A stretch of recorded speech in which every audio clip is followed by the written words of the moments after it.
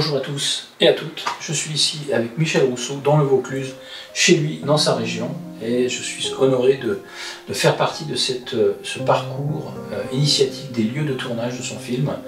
Michel, est-ce que tu vas nous guider sur les traces de ces lieux insolites du tournage de ton film? Oui, tout à fait, on va voyager sur plusieurs endroits insolites, un peu du Vaucluse, des lieux énergétiques. Et puis on a eu la possibilité de visiter les souterrains d'Albion en effet. Et voilà, ce sont des images rares que vous allez pouvoir découvrir dans quelques instants. Du tout neuf, tout exclusif, en avant, c'est parti.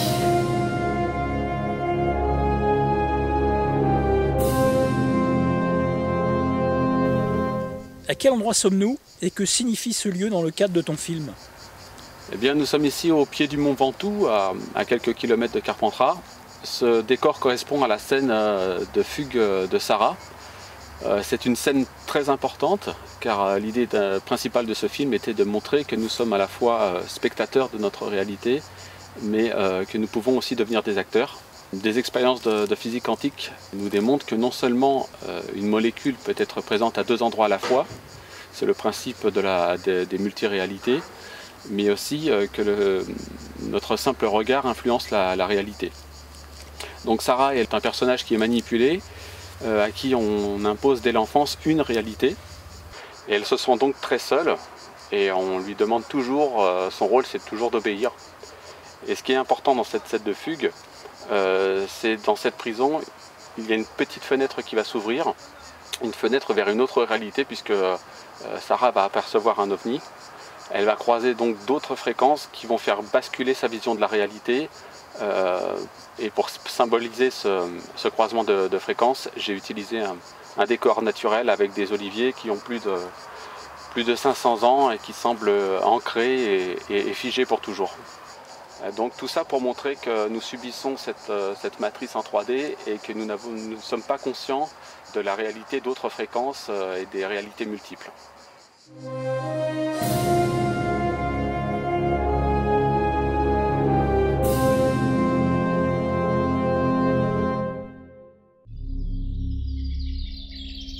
Ôter le voile de la matrice, c'est élargir le champ de notre conscience pour se reconnecter à la source.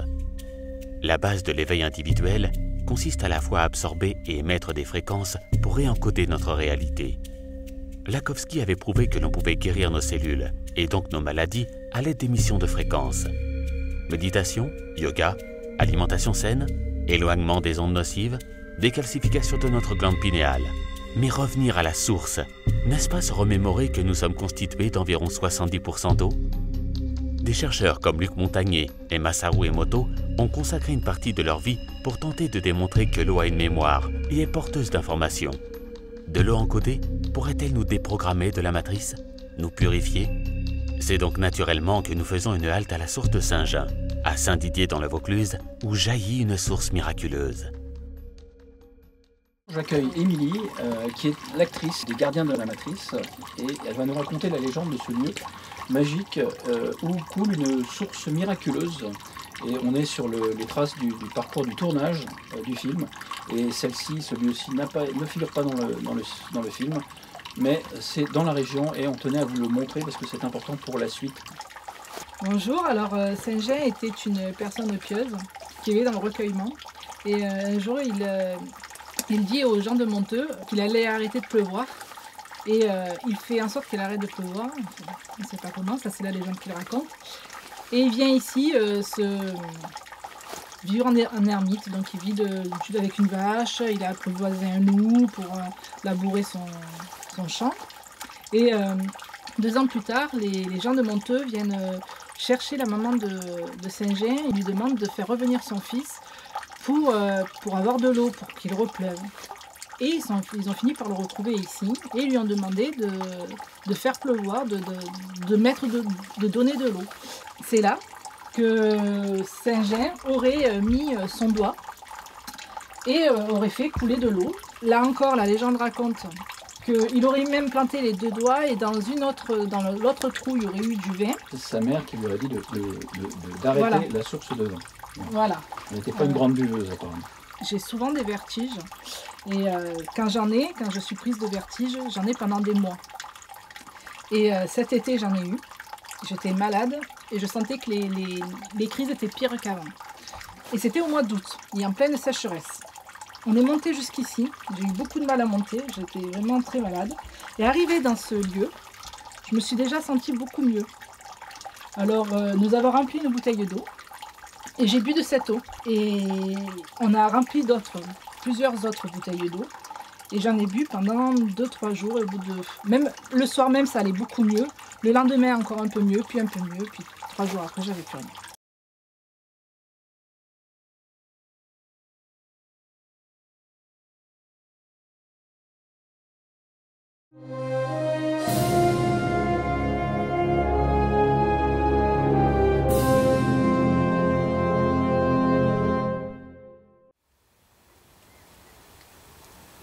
Apparemment, ce dolmen est très chargé.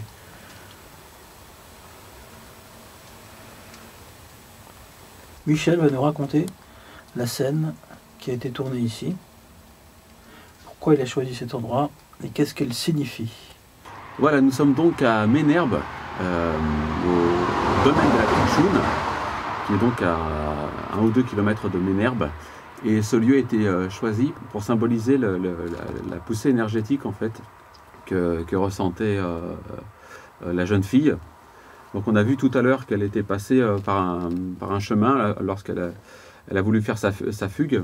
Avant d'arriver à l'Olivier. Oui. Voilà, et elle était passée d'ailleurs à un moment devant un troupeau de moutons. Donc c'était pour montrer en fait le fait qu'elle est en pleine ascension et qu'elle ne se préoccupe pas du tout des moutons et qu'elle essaye d'avancer.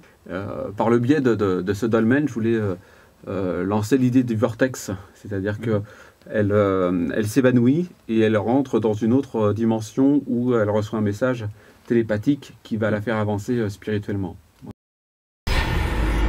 Sarah, tu n'es pas venue ici par hasard, mais par ta propre volonté. Ton taux vibratoire te permet de capter les fréquences de ce portail et parfois celles de mondes invisibles. Mais prends garde, ta peur et tes émotions sont des freins pour ton évolution spirituelle et notre plan. Donc ta fille, l'actrice, s'est sentie mal pendant le tout à tournage fait. à l'intérieur du dolmen. Ouais.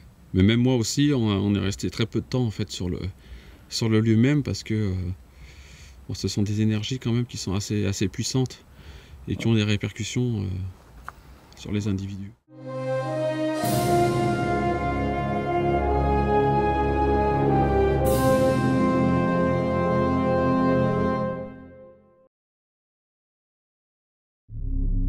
Lieu sacré, amplificateur, point d'acupuncture sur la Terre. Autrefois, nos ancêtres savaient manipuler les énergies et ériger des antennes.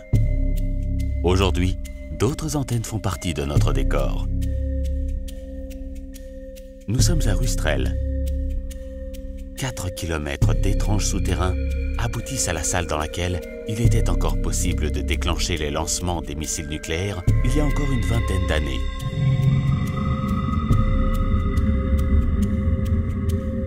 Aujourd'hui, une poignée de chercheurs se relaient ici pour divers tests et expériences. Nous profitons de cette visite exclusive pour glisser quelques questions à notre guide. Nous apprenons ainsi qu'il existe une galerie jumelée, mais impossible de la visiter. Elle aurait été condamnée pour des raisons financières. Étrange, des centaines de mètres de souterrains seraient donc abandonnés, inexploités. On nous confie également qu'un silo vide reste lui quand même ouvert, pour laisser un souvenir de cette période. Seconde surprise, des séries de mesures sont effectuées sur la résonance Schumann. Ce centre figure parmi les 3 meilleurs laboratoires au monde pour la recherche sur la masse manquante de l'univers. Alors que nous faisons surface, nous sommes cette fois accompagnés par la lune du siècle. Nous profitons pendant quelques heures de ce superbe spectacle, sans imaginer un seul instant que nous allions de surprise en surprise dans cette aventure.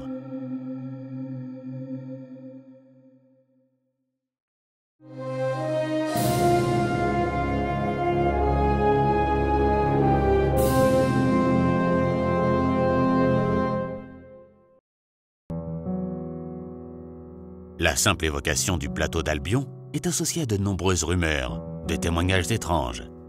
Service secret français, avec le réseau Échelon qui scrute les moindres conversations, une ancienne base de lancement des missiles nucléaires, un contingent de 1000 militaires, des témoignages de Men in Black, des ovnis ou encore des chiens pris de violentes crises de panique. Ce lieu ne cesse d'intriguer. Malheureusement, on trouve souvent des copier-coller éparpillés sur le web et les sources précises ne sont pas citées. Dans son ouvrage intitulé « Nos maîtres les extraterrestres », l'ufologue Jimmy Gueux parle de la vague d'OVNI de 1985. À force de persévérance, il avait échangé une série de courriers avec le ministère de la Défense et avait ainsi établi le rapprochement direct entre l'ouverture de silos et le survol d'OVNI 48 heures plus tard. Alors, s'agit-il de rumeurs ou existe-t-il des témoignages pour confirmer ce phénomène étrange? Il existe bel et bien des traces documentées concernant des ovnis qui auraient survolé la base d'Albion le 20 septembre 1980. En effet, cet événement est répertorié par le GEPAN et pas moins de 9 militaires ont fourni leur témoignage à la gendarmerie. 9 témoins. Voici un cas suffisamment rare pour qu'on s'y intéresse de près. Dans le procès-verbal de la gendarmerie, il est question d'au moins 4 boules de couleur orangée, dont l'une au-dessus des zones de lancement. On parle de boules grosses comme des boules de billard, ou même de ballons de football. Elles s'allumaient, s'éteignaient pendant des heures, se déplaçaient de haut en bas, parfois accompagnées d'un flash blanc. La distance la plus proche est évaluée à 300 mètres par l'un des témoins. Le ciel était couvert ce soir-là et il y avait du vent et des éclairs. Un membre de la brigade ajoute qu'aucun objet ne s'est posé. Le GEPAN, quant à lui, déclare « On peut envisager sérieusement l'hypothèse de reflets dans la nuit et sur les nuages bas des phares des voitures d'une course automobile sur les pentes du Mont Ventoux. Pourtant, il est bel et bien question de boules au-dessus de la base et non sur les pentes du Ventoux. Des boules qui se déplacent parfois de haut en bas. Des boules qui avaient parfois la taille d'un ballon de football. Comment peut-on envisager qu'il s'agisse bien de phares de voitures sur le Ventoux, situé à de nombreux kilomètres? Nous avons découvert des documents officiels. Mais si nous souhaitons vraiment avancer dans cette affaire, quoi de mieux que d'interroger des militaires qui ont vraiment servi pendant plusieurs années sur la base d'Albion et à différentes époques.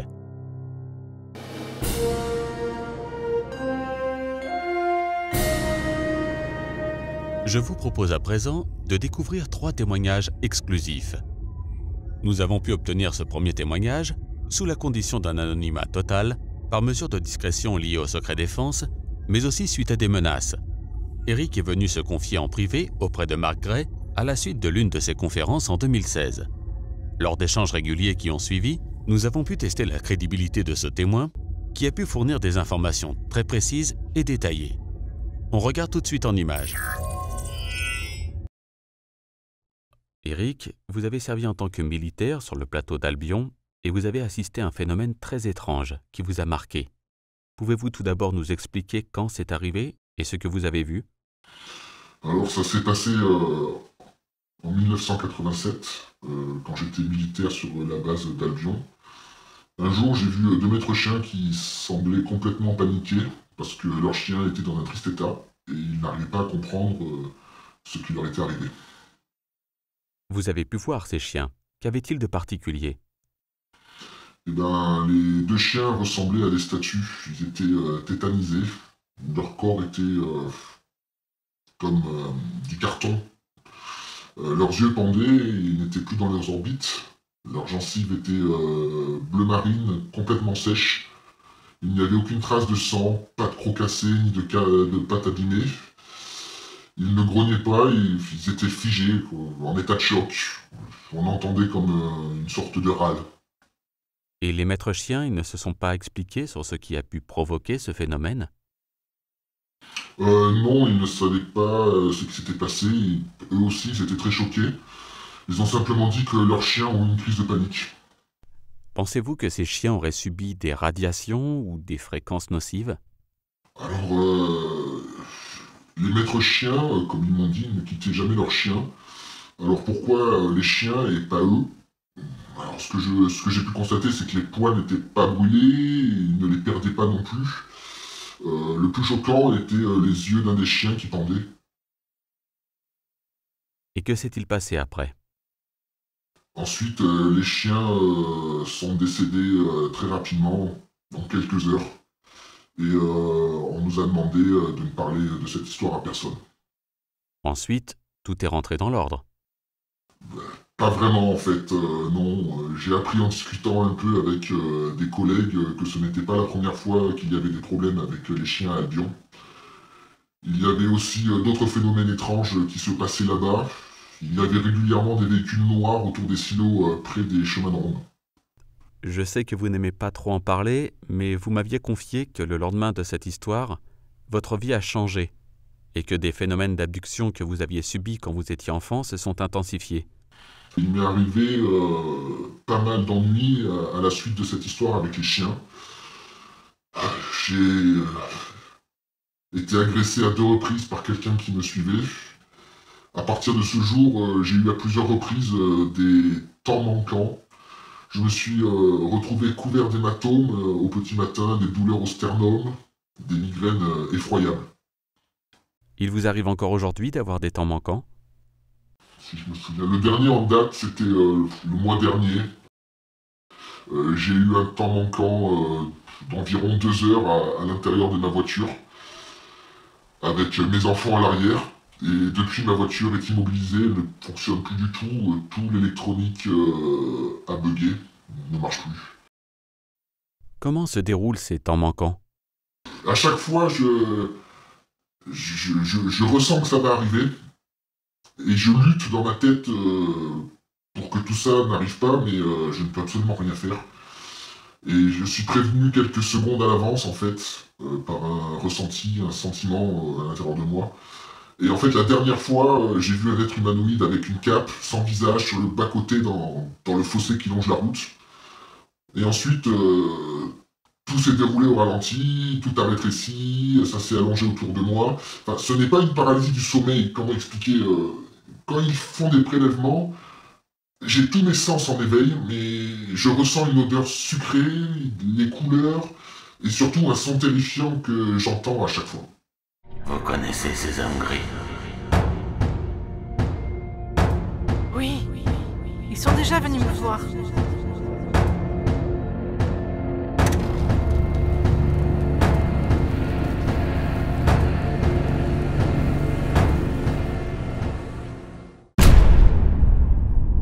Notre deuxième témoin est un militaire retraité qui avait publié par écrit son expérience il y a quelques années.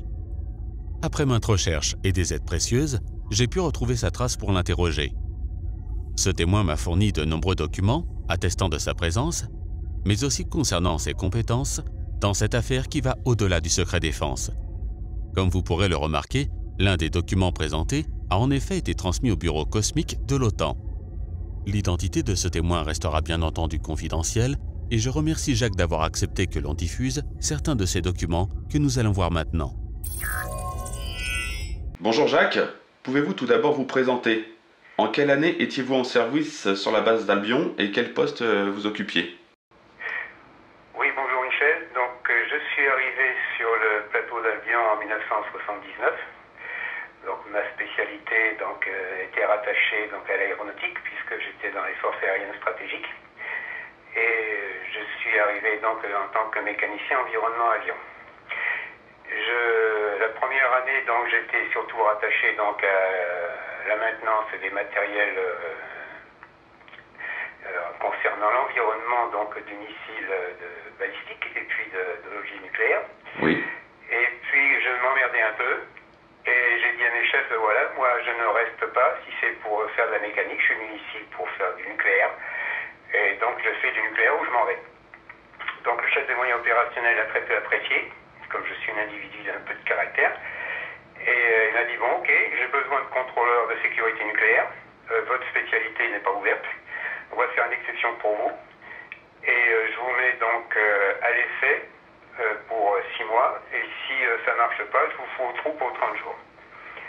Donc je dis c'est très bien, moi je prends le deal et on y va. Donc je suis parti en formation à Cazaux, et puis ensuite à La Hague, et ensuite, ça m'a pris quelques mois. Je suis revenu en 1980 pour faire ma formation en tandem avec un contrôleur statutaire. Et j'ai ensuite été admis en 82 en tant que contrôleur par pleine et entière, contrôleur de procédure de sécurité nucléaire. Alors mon rôle en tant que contrôleur de procédure nucléaire, c'est d'encadrer l'équipe technique qui équipe l'ogive de tous ces équipements militaires, c'est-à-dire qui constituent l'arme militaire autour de l'ogive.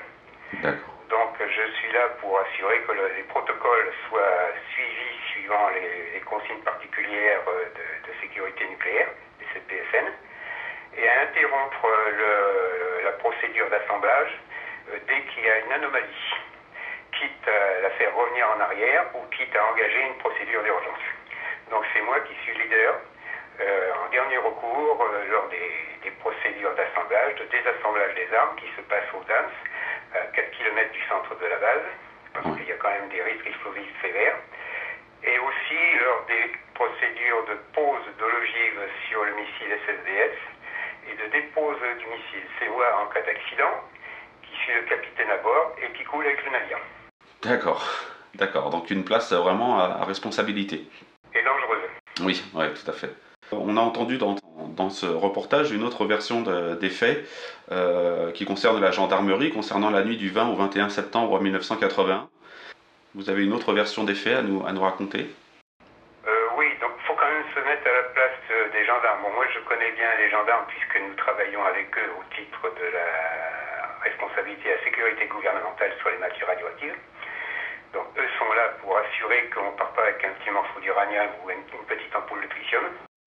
Et je travaillais toujours avec eux. Chaque fois que nous déplacions sur une arme, il y avait un gendarme avec nous. Donc les gendarmes ont une version, disons, administrative officielle, qui est un peu le reflet donc, de ce que les autorités gouvernementales veulent délivrer au public. Ils ne peuvent pas tout dire. Oui. Donc, je me mets un peu à leur place. Et le GEPAN aussi, qui est encore une émanation administrative encore plus subtile de l'opinion, enfin du diktat gouvernemental, a aussi sa façon d'exprimer les choses. Ce sont des gens qui sont cantonnés dans des clauses de sécurité très restrictives et il faut un peu se mettre à leur place. Oui, ouais, tout à Donc fait. ce qui a été restitué est une partie très édulcorée. En fait, moi, la version que j'ai eue par les commandos était beaucoup plus détaillée. Oui. Donc, moi, il faut quand même savoir que j'étais à ce moment-là en alerte opérationnelle permanente, j'étais en position d'alerte opérationnelle ou de récupération. Donc, étant célibataire géographique, lorsque cet événement s'est produit en septembre, c'était en septembre 80, je ne sais plus trop bien, 80, je crois. Ouais. Et donc, moi, quand je suis rentré 2-3 jours plus tard, les événements étaient en train, la base était encore un peu sous le choc, et les événements n'étaient pas encore dissous, quoi. Les gens parlaient entre eux, et les commandos, avec lesquels moi je travaillais, parce que Notre-Dame s'était constamment protégée par des commandos, ils m'avaient exprimé un peu leur désarroi, parce qu'ils avaient vu leurs collègues revenir dans un état épouvantable, et certains de leurs collègues avaient été mutés d'office après. Donc, ils sont venus vers moi, puisque moi je faisais partie de la commission de base qui réglait les problèmes logistiques avec le commandement. Ils sont venus vers moi d'une part parce que moi je m'occupais de leurs problèmes logistiques personnels, y compris les repas, notamment parce qu'ils poussaient vraiment des choses pas très bonnes. Ouais. Et ils me connaissaient comme ça, et ils m'ont demandé ce que j'en pensais, parce qu'ils savaient aussi que je m'occupais des affaires OVNI. On a eu chaque fois sur le plateau d'Albion, dans nos interventions sur les silos, on a eu des manifestations directes et indirectes des OVNI. Donc ils savaient que je m'occupais de ça. Ah. Et ils m'ont dit, voilà, chef, parce qu'à l'époque j'étais encore sergent-chef, ils m'ont dit, chef, c'est la cata, on ne sait pas ce qui va se passer, ce qui va devenir. On a des gars qui sont partis à l'Aveyron, à Marseille, à l'hôpital de l'Aveyron. On a les chiens qui sont crevés, et puis on est en train d'entendre parler qu'on va nous muter. Donc c'est ce qui a déterminé qu'ils viennent vers moi. Selon eux, lors de la deuxième inter, parce qu'il y a eu une première inter qui a été envoyée donc par la base sur ce silo, la ZL 24, qui est en face de la base, Et le poste d'entrée de la base, le poste de police de la base, avait vu effectivement ces rougeoiements, parce qu'ils ne voyaient pas les objets. Ils voyaient une espèce de zone orange au-dessus de la VDL. Oui. Et simultanément, le PCT, poste de commande de tir de Rustrel, au niveau des officiers de tir, avait toutes les alarmes qui s'allumaient sur ce silo. Donc ce qu'ont fait les officiers du poste de commande de tir, ils ont averti le centre opération base de ce qui se passait. Et le centre opération base, qui règle toutes les opérations de sécurité sur la base, a averti effectivement donc les commandos. Ils ont envoyé une première interne avec une jeep et puis 2 bonhommes. Et les gars, quand ils sont arrivés là-haut, ils ont dit, ils ont prévenu le COB, ils ont dit on a un truc sur le silo, c'est un truc qui est posé, on ne voit pas trop ce que c'est un engin, c'est tout rouge, et il y a des gars qui sont sur le silo, qui sont sur la porte. D'accord, donc on voyait déjà plusieurs entités, on va dire. Oui, enfin, eux, ils n'ont pas dit ça comme ça. Oui, oui. Ils ont exprimé les choses en langage d'intervention militaire. Oui, oui. Ils ont dit on est des intrus.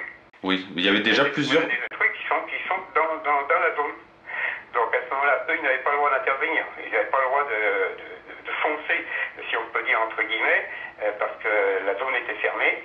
Donc il y avait un protocole d'ouverture de la zone de lancement. Oui. Et ce protocole, il était à la charge d'une deuxième intervention avec des commandos, des armes et des chiens. D'accord. Donc ils sont partis avec les clés, entre guillemets. La deuxième inter est partie avec, je ne sais plus combien ils étaient, 3 ou 4, et puis 2 chiens. Et là, pour intercepter les intrus. Ils ne s'occupaient pas du problème du phénomène fantastique, ça ne les concernait pas. Oui, oui. C'était un protocole d'intervention militaire. Quand ils sont arrivés sur la ZL, donc ils ont encadré la ZL, donc c'est leur périmètre de sécurité, ils ont demandé l'autorisation du centre opération base d'ouvrir. Le centre opération base leur a donné le OK, ils ont ouvert, et après ils ont rendu compte de ce qu'ils voyaient sur la zone. Ah. Donc ils ont dit on a 2 engins, 2 choses rouges qui sont posées au sol, et on a des intrus qui sont sur le sol à côté. Et à ce moment-là, ils ont dit qu'est-ce qu'on fait, quels sont les ordres. Le COB leur a dit vous intervenez, vous suivez la procédure d'interception. Donc ils sont rentrés sur la VDL, ils ont ouvert la deuxième clôture, puisqu'il y a une clôture de manière extérieure et une clôture de sécurité intérieure. Ce sont quand même des clôtures qui faisaient 2,50 m facilement. Oui. Et ils ont ouvert la deuxième clôture, ils ont fait les sommations. Première sommation, on va faire usage de la force. Pour les intrus, de se fixer et en quelque sorte de se fixer, de se mettre au sol. Les intrus les ont ignorés totalement. Ils ont fait une deuxième sommation, ils ont dit on envoie les chiens. Dernière sommation, on va faire usage de la force. Ils ont envoyé les chiens et là, les intrus à ce moment-là ont envoyé des radiations ionisantes sur les chiens.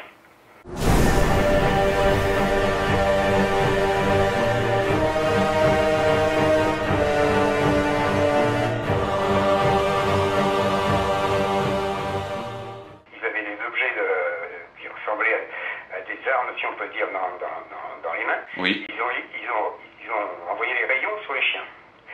Les chiens à ce moment-là ont été stoppés net.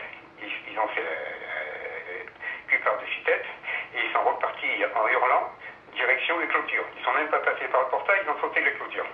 D'accord. Double clôture de 2,50 m intérieure et domaniale. Ils ont grimpé sur les clôtures en hurlant, ils ont sauté les clôtures, ils sont partis sur la clôture extérieure, ils ont sauté aussi, ils ont perdu les chiens. Ils ont sifflé, ils ont rappelé, les chiens c'était impossible, les chiens sont partis en gueulant, il n'y avait pas moyen de les faire revenir. Donc là-dessus, ils ont demandé au COB l'autorisation d'engager les armes. Le général, à ce moment-là, a été consulté, parce qu'à ce moment-là, il faut l'ordre du général. Ce genre de procédure ne peut être donné que par le général commandant la base ou le préfet. Donc, le général était déjà tenu au courant. Ils ont demandé l'autorisation, le COB a demandé l'autorisation au général d'engager les armes. Le général a dit, vous engagez. ils ont donc vraisemblablement fait des coups de sommation en l'air. Oui. Premier coup de sommation en l'air. Et comme les intrus continuaient leur petit business sans s'occuper d'eux, après ils ont tiré dessus. D'après ce que j'ai pu savoir, ils ont tiré. D'accord. Débloqué les FAMAS et tiré sur les intrus. Et à ce moment-là, les intrus ont dirigé leurs armes vers eux. Et il y a deux gars qui sont tombés par terre. Leurs collègues ont dit on rentre, on replie. Ils ont ramassé les bonhommes. Ils ont refermé la zone. Ils ont demandé les ordres au COB pour la suite des opérations. Le COB leur a dit on arrête tout, on voit le général a dit on arrête tout, on voit avec le COFAS, le centre d'opération des forces aériennes stratégiques. Oui. À Paris. Et là après, qu'est-ce qui s'est passé entre le COFAS, le général commandant le premier GMS, je ne sais pas, je pense qu'ils ont déclenché après une intervention aérienne. Je pense qu'il y a eu des avions envoyés, ça je n'ai pas eu le détail. D'accord. Je sais qu'arrivé à ce stade, donc c'est passé au stade du commandement des opérations des forces aériennes stratégiques à Paris, et c'est eux qui ont pris la chose en main. D'accord. Voilà. Et qu'est-il arrivé aux témoins et aux chiens qui ont été confrontés au phénomène ensuite? Alors ça c'est le lendemain. Oui. Le lendemain, donc les gars sont revenus sur la base, il y a eu des briefings, ils ont été mis en quarantaine, et vraisemblablement on leur a dit, vous pour l'instant vous êtes ici, vous êtes interdit de voir quiconque sur la base et d'avoir un quelconque contact avec vos collègues. D'accord. Et là, donc, ça concernait les deux personnes qui étaient blessées ou l'ensemble du personnel qui ça était concernait confronté? l'ensemble des gens qui étaient intervenus. Premier inter, deuxième inter. Donc il devait y avoir à peu près une dizaine de personnes. D'accord. Voilà. Et donc, en ce qui concernait les chiens, il fallait absolument récupérer les chiens parce que là, ça constituait un danger, les chiens de guerre comme ça en liberté. Donc, ils ont renvoyé une autre équipe sur le terrain. Bon, entre-temps, tout était redevenu normal, évidemment, le silo était désert. Ils ont envoyé une équipe sur le terrain avec d'autres chiens pour trouver les premiers. Et ils ont trouvé les premiers chiens qui avaient fait des trous dans la caillasse, dans le sol, et qui étaient sous la caillasse. Oh là, d'accord. Donc moi j'ai déjà vu ce genre de phénomène avec un chien. Pour qu'un chien fasse ça, il faut qu'il soit fou, quoi. Il faut qu'il soit complètement désespéré ou qu'il ait peur de quelque chose d'irrationnel. D'accord. Et les deux personnes qui étaient blessées, on va dire, Alors, les personnes qui ont été, elles n'ont pas été proprement blessées, elles ont été assommées par un rayonnement quelconque parce qu'elles sont restées conscientes. D'après ce que j'ai pu savoir, elles étaient toujours conscientes, en fait. Elles étaient quasiment paralysées, quoi. Enfin, comme si elles n'avaient plus le contrôle de leurs muscles. Donc, un peu tétanisées. Donc là-dessus, ces personnes ont été dirigées vers l'Aveyron. À l'issue des soins, ils ont dû suivre la même procédure que ceux qui étaient indemnes, c'est-à-dire qu'ils ont été briefés. On a arrêté leur service parce que c'était deux appelés. Leur service militaire a été suspendu et ils ont été renvoyés à leur famille. Oui. Ça, c'était pour les gens qui avaient été, disons, blessés, entre guillemets. D'accord. Les autres, ils ont été briefés et on leur a fait signer donc des contrats de confidentialité. Oui. Comme quoi ils passaient sous le secret défense militaire et qu'il aurait été interdit d'évoquer quoi que ce soit sur cet événement, sinon c'était la cour martiale. D'accord. Voilà. Donc je ne sais pas combien ils étaient dans ce cas-là, ils étaient 3 ou 4 vraisemblablement. Et je pense qu'il y en a qui ont dû rester sur la base, d'après ce que j'ai cru comprendre. Notamment le sous-officier a dû rester sur la base parce que lui, il était déjà donc, sous contrat militaire. Donc on pouvait le faire taire comme on voulait. Donc le sous-officier, je crois que c'était un sergent qui était avec eux, des commandants. Et donc lui, il a signé son papier, consigne de se taire, et après c'était terminé. D'accord. Et je suppose qu'il y avait une certaine, à votre retour, parce que vous n'étiez pas présent, mais quand vous êtes revenu, je suppose qu'il y avait toujours donc une certaine effervescence à la base. Et comment réagissaient les gens? Ils en parlaient ou c'était vraiment secret, ils disaient rien? Bon, il faut savoir que les militaires,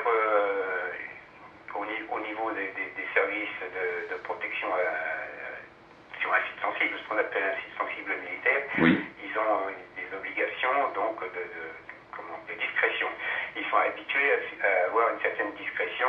Bon, ils sont éprouvés, on voit si les gars sont sérieux, s'ils ont un comportement discipliné, et ceux qui sont disciplinés sont conservés. Ceux qui ne sont pas disciplinés, on les envoie s'occuper des cuisines et puis de l'infrastructure base. Donc c'était des gars qui étaient habitués à se taire, des gars sérieux, donc ils n'ont pas trop disséminé autour d'eux. Ils sont venus vers moi parce qu'ils savaient que je m'occupais des affaires OVNI, ça m'intéressait. Oui. Et autrement, sur le reste de la base, il y a aussi que les techniciens du groupe technique de maintenance missile, qui eux ont été appelés après à contrôler donc le missile, et qui sont intervenus aussi pour contrôler les systèmes de défense passifs, c'est-à-dire d'alerte et puis de remontée d'alerte du silo. Donc eux, ils étaient au courant, mais comme ils étaient tous des spécialistes techniciens sous-officiers, ils étaient, pour ainsi dire, ils avaient l'habilitation secret défense, comme moi, et donc ils ne pouvaient pas parler, ne rien dire. D'accord. On a eu d'autres phénomènes qui se sont produits d'invasion électronique, on en parlera peut-être plus tard, d'invasion électronique des PCT, des postes de commande de tir de Louis XIII, où ils ont été obligés d'intervenir plusieurs fois. Et là aussi, ce qui s'est passé, qui s'est passé en pendant, est toujours resté secret. Oui, d'accord. On va... Effectivement, il y avait une forme de tension, donc je pourrais dire de tension dans l'air. Oui. Les gens étaient sur la défiance vis-à-vis des autorités, mais ils étaient surtout un peu désarçonnés parce qu'ils ne savaient pas ce qu'il allait leur arriver. Oui, ouais, ça se comprend, oui. Dans ce reportage, on a vu un autre militaire qui a témoigné concernant des problèmes avec les chiens au plateau d'Albion. Donc vous avez évoqué des chiens qui étaient apeurés. Oui. Et avez-vous personnellement eu des connaissances d'autres réactions de chiens présents là-bas, d'autres soucis, d'autres phénomènes de ce type? Alors, on va reprendre effectivement l'affaire des chiens que je n'ai pas fini de développer. Oui. Quand les chiens ont été récupérés, ils avaient de nombreux stigmates sur le corps. Donc ils ont été euthanasiés, parce qu'ils étaient dans un état épouvantable. Oui. Et ils ont été dirigés vers le groupe cynophile de la base, qui est même un escadron cynophile, où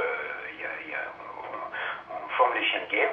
Son vétérinaire a euthanasié les chiens, et puis ensuite il a fait une autopsie des chiens. Cette autopsie a donné lieu à un rapport, qui est parti donc au commandement des FAS. Et puis dans la foulée, les chiens ont été incinérés.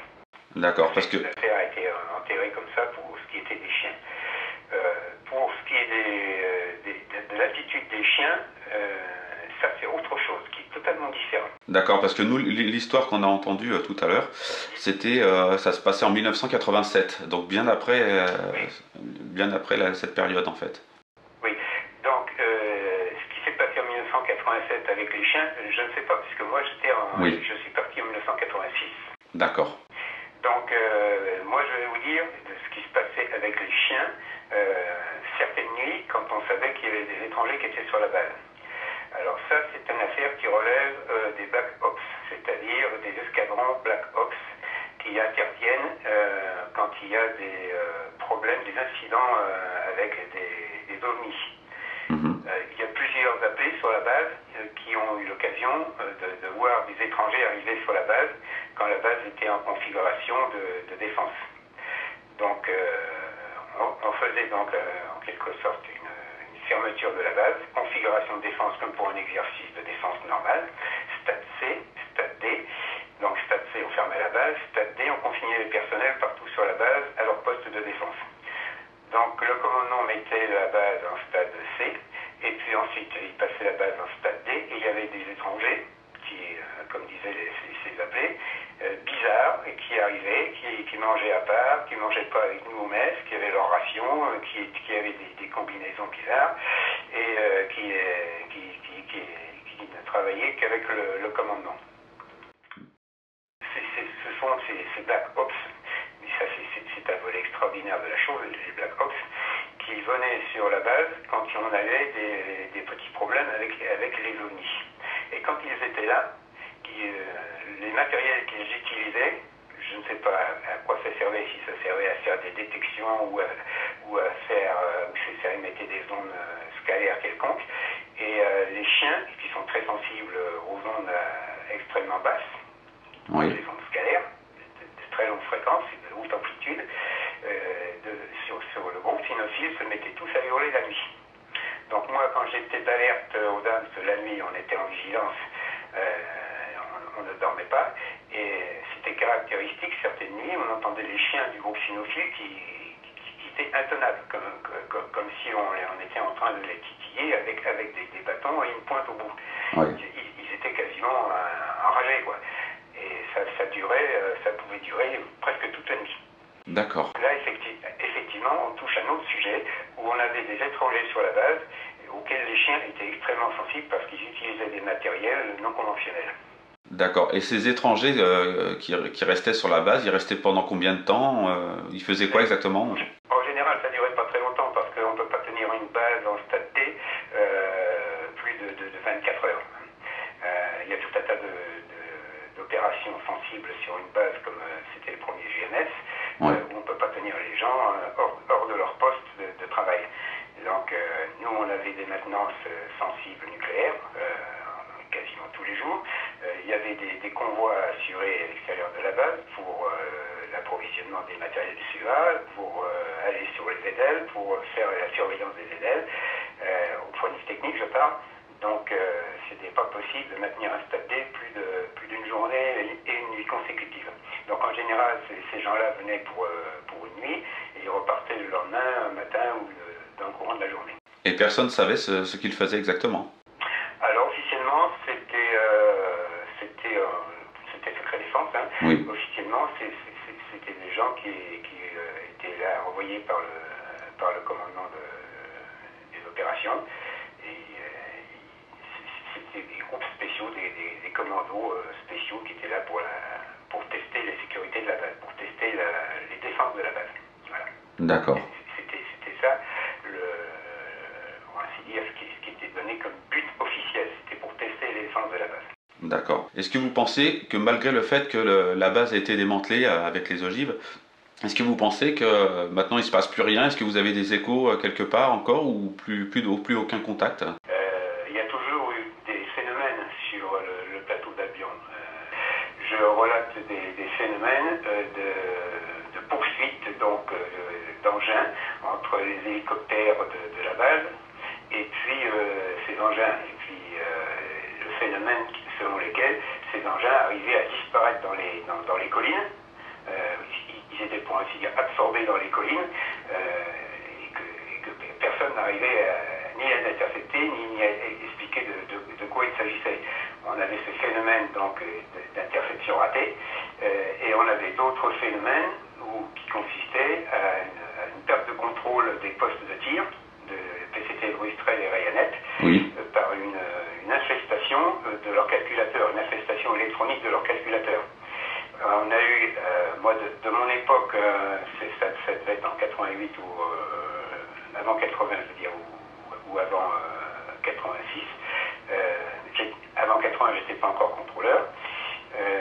J'ai eu écho, moi, de gens du groupe technique de maintenance missile, du GTMM, qui étaient chargés donc de la maintenance électronique des PCT, qui ont dû intervenir à plusieurs reprises parce que les officiers de tir avaient perdu le contrôle de leur calculateur. Ils n'arrivaient pas à reprendre le contrôle de leur calculateur. Et quand les mécanos sont arrivés sur place, Oui.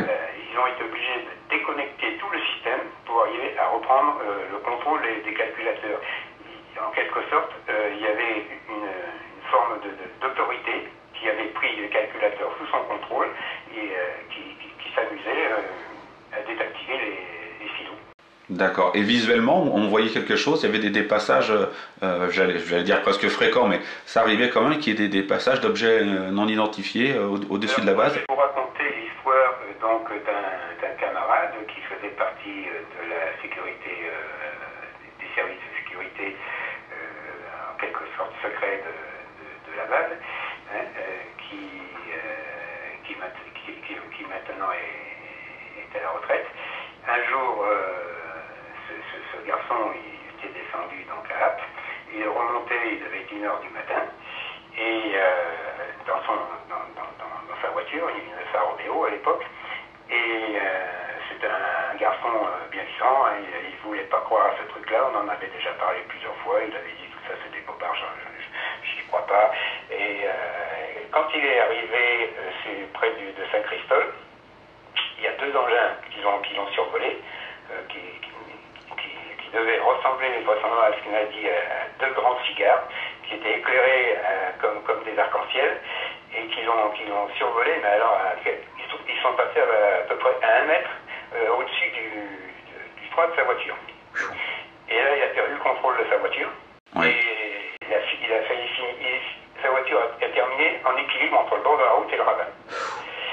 Et là, il est revenu. Ça lui a pris une demi-heure à peu près pour se remettre de ses émotions. Il est sorti de sa voiture, il est tombé par terre, il ne voyait plus rien. Et après, il a repris sa voiture, il s'est sorti de son pétrin, il est venu directement me voir, il devait être quasiment 2 heures du matin, il a frappé à ma chambre, il m'a fait le bazar à la porte, et il m'a dit, écoute Jacques, c'est pas possible ce truc, tu avais raison, je vais te raconter ce qui m'est arrivé, il avait du mal, il était frénétique, il ne tenait pas en place, alors que c'est un garçon qui était hyper calme. Ouais. Et il m'a dit, voilà, maintenant ce que tu m'as dit, c'est vrai, il y a 2 trucs qui me sont passés au-dessus, j'ai cru que c'était la guerre de l'étoile. Ah, d'accord. Et là, ce genre de phénomène se produisait souvent. Par les civils, en observation par les civils, en observation par nous les militaires, quand on quittait une zone de lancement, il était fréquent que ce genre de manifestation, d'objets, si on peut dire, il arrive et se mette en stationnaire au-dessus des zones. Et c'est là, à ce moment-là, que les hélicos qui encadraient donc le convoi revenaient sur le site pour essayer de poursuivre l'engin, et que l'engin se barrait dans les collines, il n'y avait pas moyen de le rattraper, il était absorbé par les collines. Et ce genre de phénomène est arrivé souvent. Mis à part le fait que Jimmy Dieu avait demandé effectivement, officiellement, pouvoir exercer une surveillance des silos, mais il n'a jamais eu cette autorisation parce que ce genre de phénomène se produisait que quand on avait armé un silo et qu'on avait posé une ogive dessus et que le silo avait été mis en position opérationnelle. D'accord, d'accord. Donc, c'est à ce moment-là qu'on avait ce genre de manifestation sur les silos opérationnels. Les silos qui étaient non opérationnels, rien ne se passait. Et à partir du moment où on avait posé une ogive, on savait que les silos étaient sous surveillance. D'accord. Surveillance étrangère. Ouais. Et parfois la surveillance, elle était vraiment très rapprochée, au point de déclencher les alertes sur les alarmes électroniques sur les silos. Je vais peut-être faire une dernière question parce que c'est vrai que le temps passe. Je voulais vous demander en fait quelles sont vos impressions sur l'ensemble en fait d'Albion. Est-ce que ça a changé quelque part votre vie, votre vision de la vie, votre vision des choses? Totalement. Totalement, parce qu'il m'est arrivé autre chose.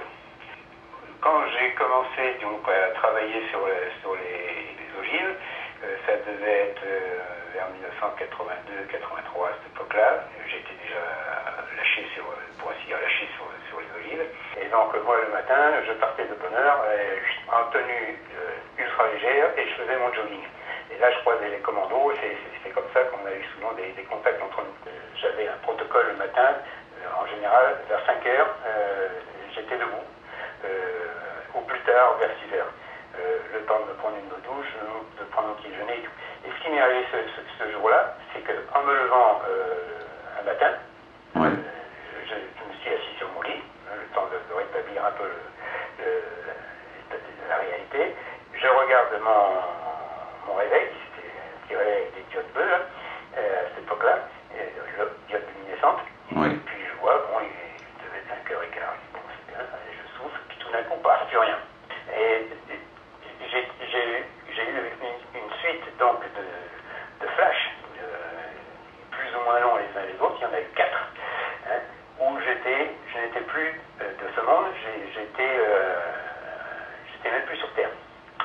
Et donc dans ce premier flash, je me suis retrouvé dans ambiance, une atmosphère de rouge, avec des grandes flèches noires qui pointaient vers le ciel, Oui. et puis des nuages rouges, et comme si j'étais dans une apocalypse de guerre, avec de la poussière, tout qui était plus ou moins détruit autour de moi. Et ça a été le premier flash. Donc celui-là, je n'ai pas vraiment expliqué ce qui s'était passé. Simplement, je le résume par le fait que c'était une ambiance de guerre.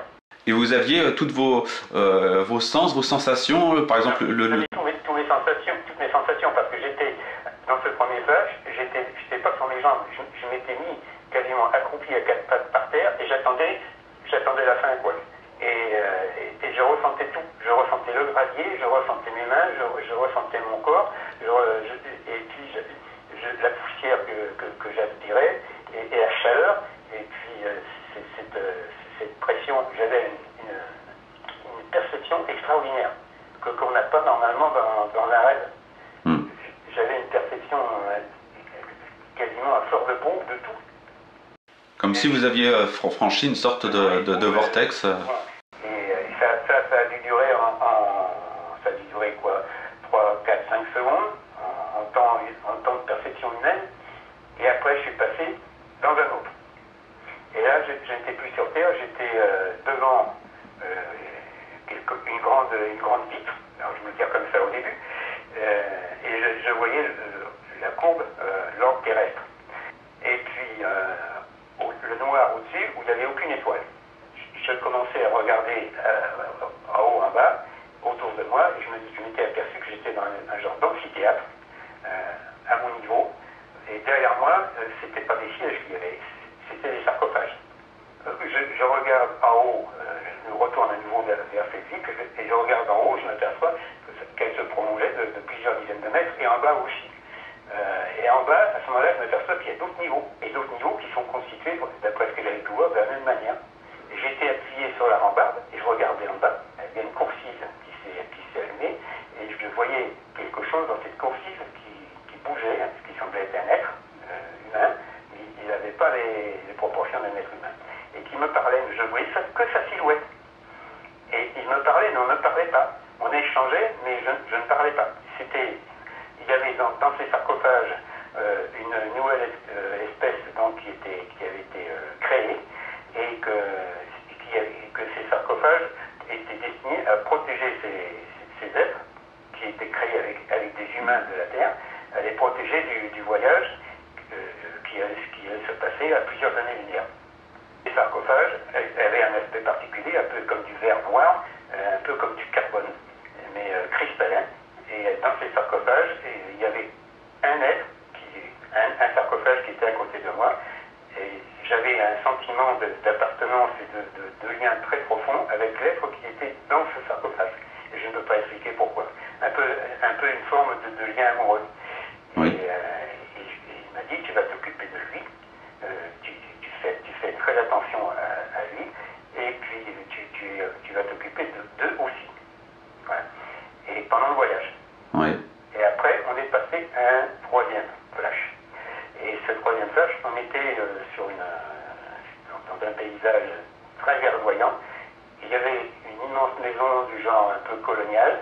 Il y avait des enfants qui criaient, qui jouaient. C'était un tatamar intenable dans cette maison. Et moi, j'étais sur une colline un peu en surplomb, et je voyais donc toute cette brousse tropicale qui s'étendait. Et quatrième flash, je me retrouve à longer ce bâtiment, qui était extrêmement haut, avec des arbres autour de moi qui devaient mesurer une dizaine de mètres de haut, et je discutais avec quelqu'un à côté de moi. On était en train de discuter des conditions qu'on allait établir pour la colonie, parce qu'on était là pour une période transitoire, on ne devait pas rester, mais il fallait s'occuper des enfants, des familles qui étaient là. Donc ça, c'était le quatrième et dernier flash que j'ai eu. Et après, pouf, je suis revenu à moi, et que j'ai regardé l'heure, il était à peu près à la même heure. Rien n'avait changé.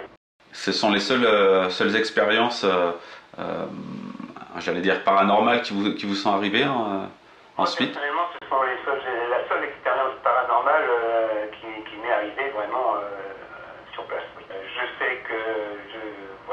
donc je suis peut-être surveillé, puisque une nuit, ma femme a été réveillée, et puis il y avait quelque chose, il y avait quelqu'un dans la chambre.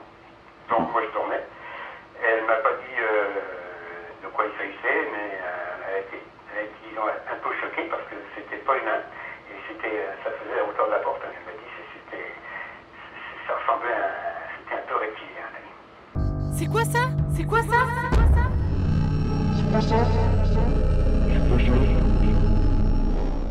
Apparemment, cet être nous regardait, la regardait elle, et puis à un moment donné, plus rien, et ça a été très court après. Elle m'en a pas parlé. Un jour, elle dit, tiens, ça c'est ce que j'ai vu une nuit. Et c'est là qu'elle m'a dit, oui, mais c'était, quand est-ce qu'elle m'a dit, 3-4 ans plus tard. Elle n'aime pas trop parler de ces choses-là parce que ça la déstabilise. Par souci d'honnêteté et de transparence, nous vous informons que ce dernier témoin est un ami de Marc Gray depuis plusieurs années. Il s'était déjà confié à plusieurs reprises à Marc sur ses expériences. Nous avons jugé bon d'inclure son témoignage, puisque vous allez le voir, il est de nouveau question d'expérience, de temps manquant et de visites très particulières. Écoutons la conversation de Marc et de Kirill. Allô Kirill, salut, c'est Marc. Comment vas-tu? Oui, salut, oui. Ce qu'on voulait faire, tu sais, pour le documentaire, c'est que tu nous racontes tes expériences à la base d'Albion à l'époque. T'es resté 5 ans là-bas, c'est bien ça? Oui, mais à l'époque, je ne m'intéressais pas vraiment à tout ça. Ouais. Et on ne savait pas c'est quoi la base. Mais oui, il avait, voilà, il avait des témoignages d'un ami. Ouais. Nous, on fait les footings. Il y a un parcours là-bas. Et donc, oui, il s'arrêtait pour marcher un petit peu. Il était fatigué. Il a perdu et de réveiller devant les bâtiments. Et il fallait marcher quand même 1 heure pour arriver jusqu'à ce bâtiment. Ah oui. Oui, il était dans un cours devant les bâtiments et avec les temps qui n'est pas passé en fait.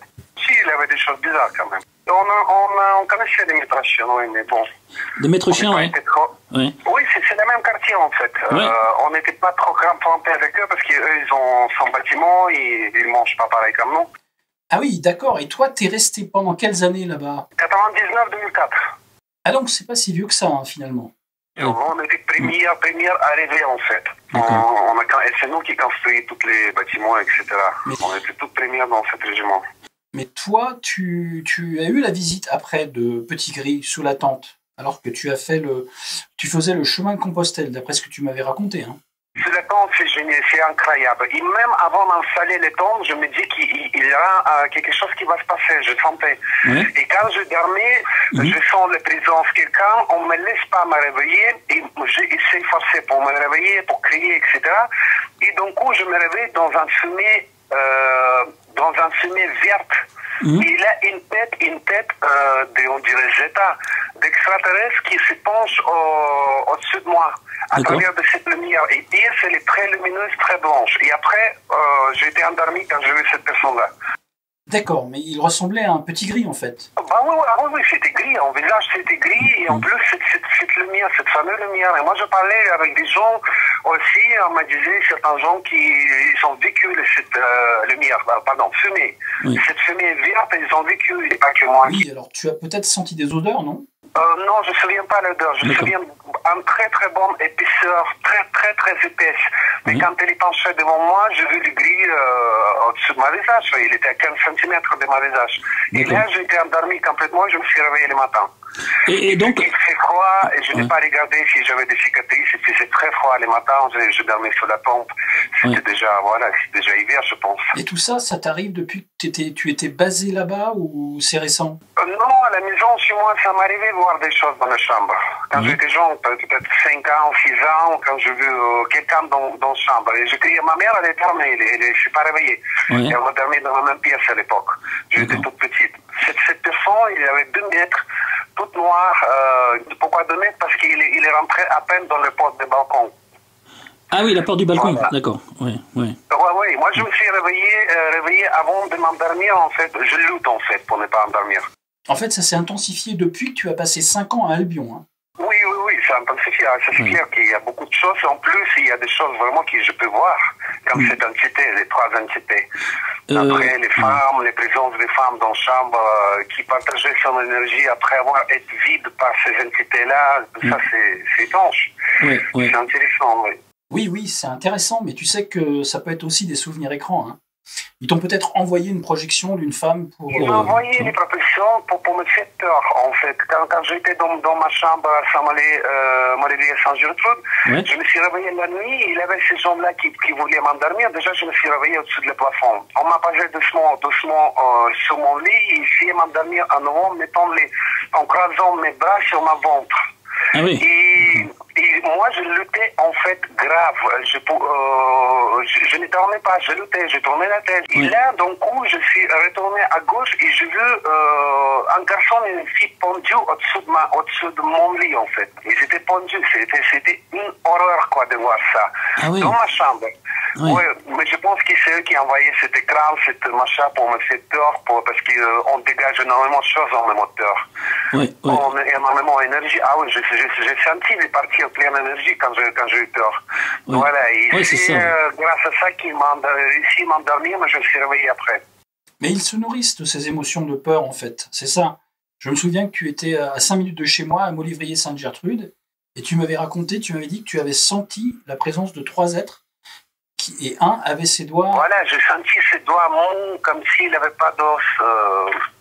Voilà, c'est bizarre, Ok, tu as essayé de tourner la tête, c'est ça? Je vais chez moi déjà parce qu'un qui était derrière, les deux, il était à côté. Et celui qui est derrière, il a mis à travers de moi ses mains avec les miennes au bas du ventre. Parce que moi, je glissais mes mains et il voulait absolument que je garde la position des mains sur le ventre. Et chaque fois que j'ai réussi à glisser mes mains, il les prenait à nouveau et les croisait sur ma ventre. Et là, je sentais ses mains, ses doigts mous. Voilà, mais vraiment des êtres sans os.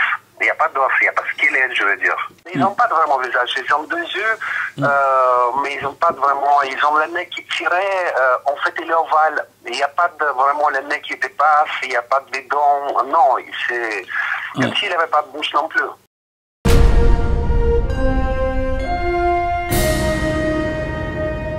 Vous venez de découvrir 3 témoignages saisissants concernant le plateau d'Albion. Je tiens à signaler qu'il s'agit de témoins réels qui ne se connaissaient pas entre eux et qui étaient en service à différentes époques lors des faits. On trouve des similitudes incroyables concernant ces témoignages, à savoir des individus exposés à des temps manquants et la visite d'entités. Nous l'avons vu, le fil conducteur de ce documentaire sont les fréquences, naturelles et celles utilisées par les hommes et d'autres entités. Il est évident que le ministère de la Défense et ses dossiers top secrets est un véritable gardien de la matrice. Et ce n'est bien sûr pas un hasard si ce lieu est discrètement suggéré dans le film Les Gardiens de la Matrice. Mais j'aimerais maintenant vous guider vers d'autres de mes recherches personnelles. Au milieu des années 90, la base d'Albion a finalement été démantelée. Mais faut-il y voir un rapport avec les intrusions et actions d'entités étrangères sur ce site? Continuons notre recherche de points communs. Ne voyez-vous pas un puzzle qui semble se constituer? Depuis ce démantèlement, un immense pôle est en train de se constituer. La DGSE, un nouveau contingent de militaires, des recherches de pointe sur la masse manquante de l'univers, des mesures sur la fréquence Schumann, ou encore l'observatoire astronomique Sirène. Je vais maintenant enfoncer le clou sur vos soupçons avec quelques-unes de mes recherches personnelles. Plus récemment, à 3,5 km de la base d'Albion, l'ONERA, Office national d'études et de recherche aérospatiale, a installé la gigantesque antenne GRAB. Vous ne connaissez probablement pas l'ONERA. Eh bien, sachez que l'ONERA, avec la contribution de Christian Marshall, a très largement contribué à la rédaction du rapport Cometa sur les ovnis. Ce rapport, intitulé « Les ovnis et la défense, à quoi devons-nous nous préparer ?», avait été transmis à Lionel Jospin en 1999. Cette nouvelle antenne GRAB installée à Albion est opérationnelle depuis 2005. Ce système de veille spatiale détecte des objets positionnés entre 300 à 1000 km d'altitude, comme des radars, mais aussi d'autres objets non répertoriés. Officiellement, il n'est pas possible de déterminer si ces objets constituent des débris ou sont encore en activité et encore moins de déterminer le cas échéant quelle est leur origine. Il y a quelques jours, le 12 décembre 2016, l'ONERA a déclaré que l'antenne grave allait encore très prochainement améliorer ses performances. Je me suis alors demandé pourquoi cette antenne était située à une si longue distance du pôle d'Albion. Et là, nous revenons à notre fil conducteur. Les radars émettent des rayonnements électromagnétiques, des basses fréquences, parfois excessives. Je ne m'attarderai pas sur le nom grave qui a été choisi pour ce radar et qui rentre dans la lignée du radar Satan français ou encore du télescope Lucifer du Vatican. Et je vous invite à faire vos propres recherches sur la symbolique savamment orchestrée dans le choix de ces initiales. Puisque nos témoignages évoquent des phénomènes inexpliqués à Albion, et puisque le démantèlement a laissé place à de véritables labos de recherche spatiale, j'ai eu l'idée improbable que ce pôle pouvait être aussi un centre d'études sur les ovnis. L'idée n'est pas si farfelue lorsqu'on constate que l'ONERA travaille sur le phénomène ovni. Lors de ma poursuite de recherche sur ce documentaire, j'ai observé les photos prises du ciel de la base d'Albion. Et ce que j'ai découvert m'a littéralement choqué. Je vous laisse quelques secondes observer avec attention cette image. Peut-être n'y voyez-vous rien de particulier, mais ces lignes noires à l'intérieur de ce triangle blanc m'ont immédiatement rappelé une image que j'ai déjà vue, la plaque de Pionir. Il s'agit d'une plaque métallique embarquée à bord de 2 sondes spatiales lancées en 1972 et 1973, Pionir 10 et Pionir 11, sur laquelle un message est gravé à destination d'éventuels êtres extraterrestres. Un homme et une femme représentés, ainsi que plusieurs symboles, fournissant des informations sur l'origine des sondes. Un message destiné aux extraterrestres. J'ai eu l'idée folle de superposer ces 2 images. Et lorsqu'on les superpose en miroir, voilà ce que ça donne.